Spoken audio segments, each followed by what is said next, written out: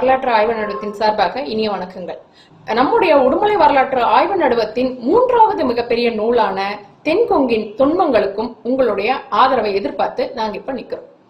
தென்கொங்கின் தொன்மங்கள் எதிர்வரும் ஏப்ரல் 16ஆம் தேதி காலை 9 மணிக்கு நம்முடைய GVG கலையரங்கத்துல வெளியிடப்படுகிறது.